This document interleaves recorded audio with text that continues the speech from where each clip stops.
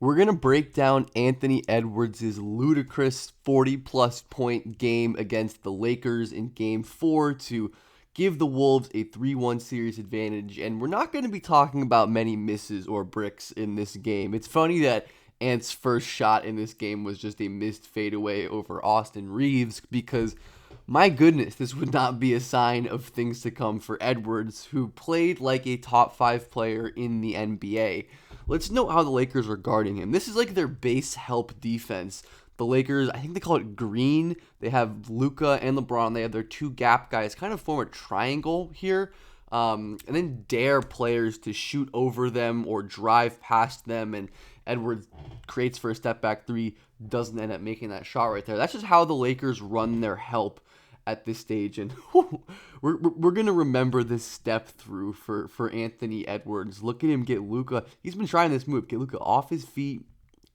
Oh my goodness, float in the middle of the floor, shooter's bounce. Likes, comments, subscribes, as always, so helpful. As always, appreciate all the support on the channel. Y'all are why I do this. It's very fun just to have everyone react and enjoy the content. But anyways, back to Anthony Edwards.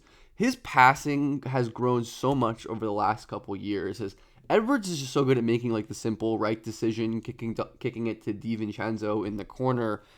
His decision making in the playoffs specifically so far through these first four Laker game has been phenomenal. In the first quarter, there were some sloppy moments like this, just kind of lazy turnover against the double team. Luka's able to poke it out from behind and miss the layup on the other end. But Ant, yeah, it wouldn't be a lot of that. And of course, you can't let Ant play early offense without sending help. DFS doesn't want to fully help off of the strong side corner, so he gives Ant a runway, and he's just going to finish over old man Braun right there with absolutely no trouble. But he was, quieter in the first half. And you just can't lose sight of Ant in transition at all. LeBron, not really sure what he's doing here, stunting and just ignoring Anthony Edwards sinking up right there. Just poor transition defense by my GOAT, LeBron James. But Anthony Edwards' defense was also phenomenal in this game. And his ball pressure caused the Lakers a ton of problems all day.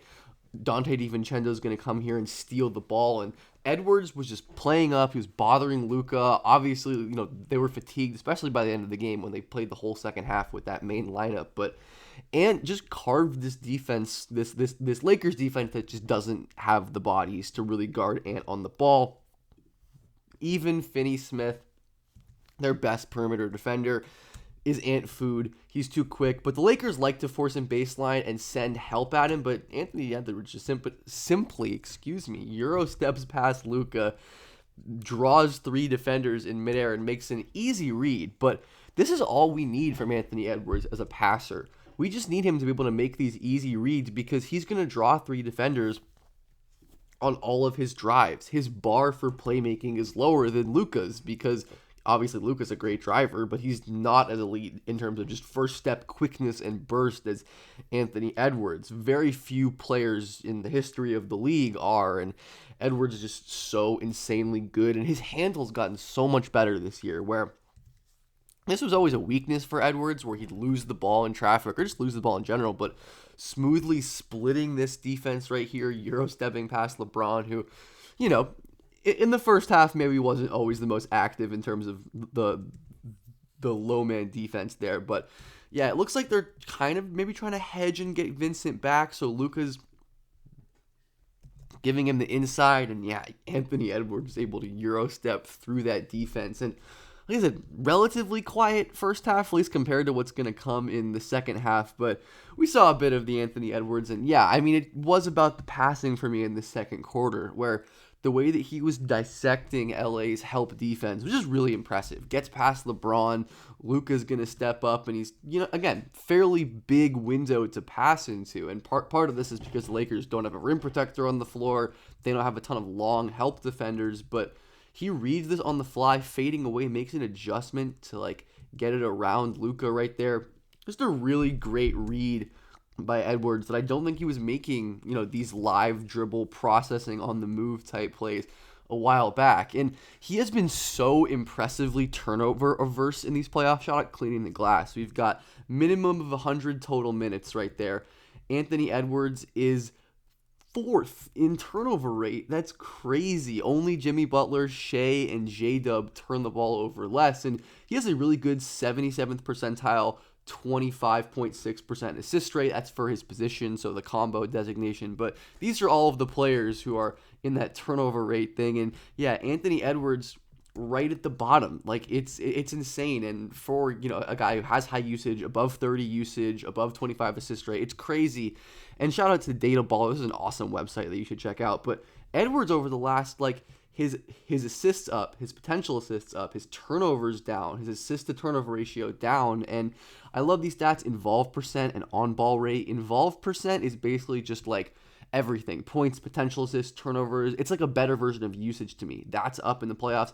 And then on ball percent is just literally the percentage of time a player spends with the ball in their hands. And Edwards is way up there as well. And you can see the passing improvements and that bearing out, right? He's not turning the ball over. He's making great decisions, and he's upping his assists too. And I mean, when he can just walk to the rim against an admittedly inconsistent Lakers defense, like, this is just Luka being a turnstile. Goodwin doesn't offer enough of a stunt, and Rui's not nearly good enough a single low man, right? Since Gabe Vincent doesn't want to stunt down here for some reason, attaching to Randall, and then McDaniels is going to get a wide open dunk right there. But yeah, Anthony Edwards doesn't have to make super complicated passes when he can just get to the basket whenever he wants. And he started to heat up a little bit from beyond the arc. We're going to see plenty more pull-up threes from probably the best shooter in the NBA this season, Anthony Edwards. Insane how we've gotten here. And yeah, his explosion combined with his improved deceleration over the last 2 or 3 years, like Gabe Vincent, good defender, no chance to stay in front of Ant, especially when he's giving him baseline. This is what the Lakers want to do. They want to go baseline, force him into help, but he simply just, step throughs right here, fades into him, finishes with his left hand. And one absolutely fucking ridiculous play by Anthony Edwards. I have no idea how he finished that one and got that one in. Later in the second quarter, we saw more of this ball pressure where, there was some clear fatigue. The Lakers' offense was just not running great for a lot of this game. Very slow, lack of urgency, a lot of just dribbling near the half-court line. And Edwards made them pay. Obviously, had this injury scare right here, but ended up being fine, thankfully. In the third quarter, the Lakers were more intentional about having their better wing defenders up on the wing against Edwards. And this is probably their best chance, to have Rui on the ball and then to have DFS in the immediate gap, right? He has great length. They can force him into kind of a tough shot right there that Ant isn't able to make. But obviously, executing that defensive strategy, easier said than done. Again, DFS's length forces a tough step back. So there are some moments where Dorian Finney-Smith can give Ant some trouble if he's, kind of shooting these jumpers. But I feel like at some point in this third quarter, I think this was the point in the third quarter where Anthony Edwards just decided, I'm going to go to the basket whenever I want. And he's shooting more at the basket than he did in the regular season, pretty considerably. And I mean, look, the acceleration out of this hang cross, ridiculous. DFS has no chance, and he was absolutely spamming this Euro step right here. You're not getting that ball, Rudy Gobert. You can argue maybe that he should have passed this ball here, but Gobert is not a good finisher, doesn't have good hands, and Anthony Edwards is easily going to Euro step around LeBron James. And as I talk about, this is what I mean by the passing bar is just lower for Edwards and more good defense out here. He is a ferocious, monstrous closeout defender when he's locked in. The speed, the ability to run and stop on a dime and then just be a pest with his length and with his size, it's rare, obviously, athleticism and mobility, right? But it's the ability to lock in the highest moments, which has been good for Anthony Edwards. And another spam in that left foot, right foot Euro step. But we still see Edwards just frying this Lakers base help defense. We talked about Green, I believe, with Finney-Smith and Edwards and Reeves in the left and right gaps right here. But the problem is they aren't doing anything. If you're going to run this defense, I need DFS to like a little more aggressively stunt or, try to cut this drive off because this isn't doing much, but good defense by LeBron there to contest too.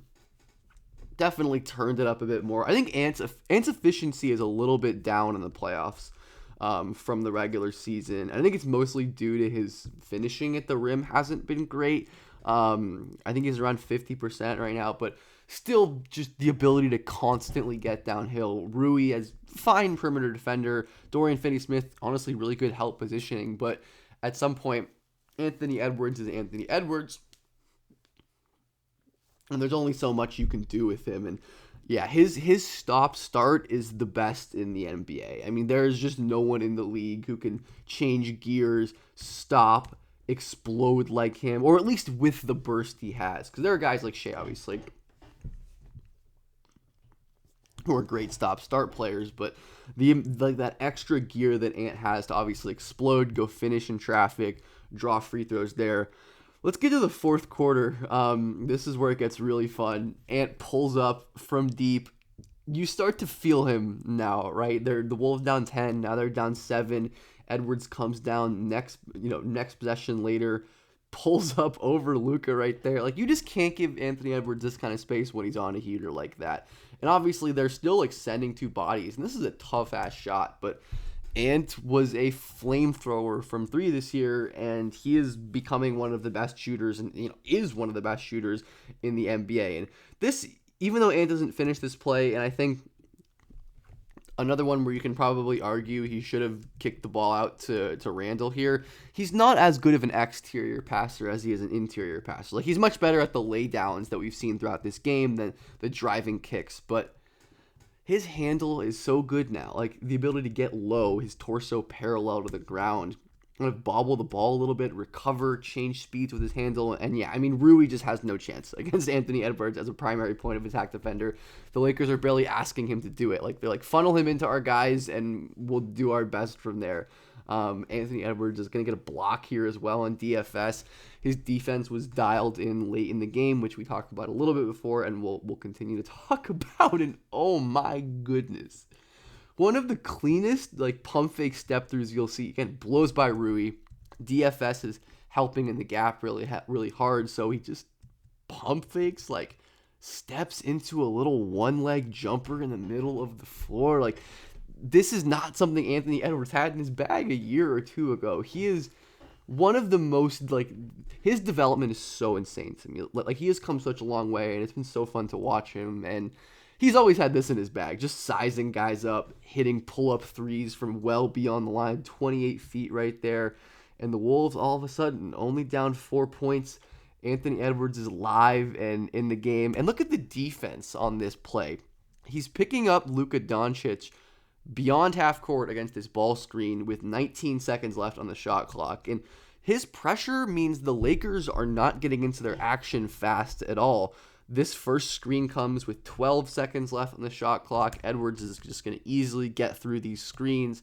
And then they have to reset, pass out, and is deflecting as well. He switches on to Reeves. He's going to get over this Rui screen and force Reeves into a tough shot. Like, he single-handedly wrecked that possession with his point of attack defense.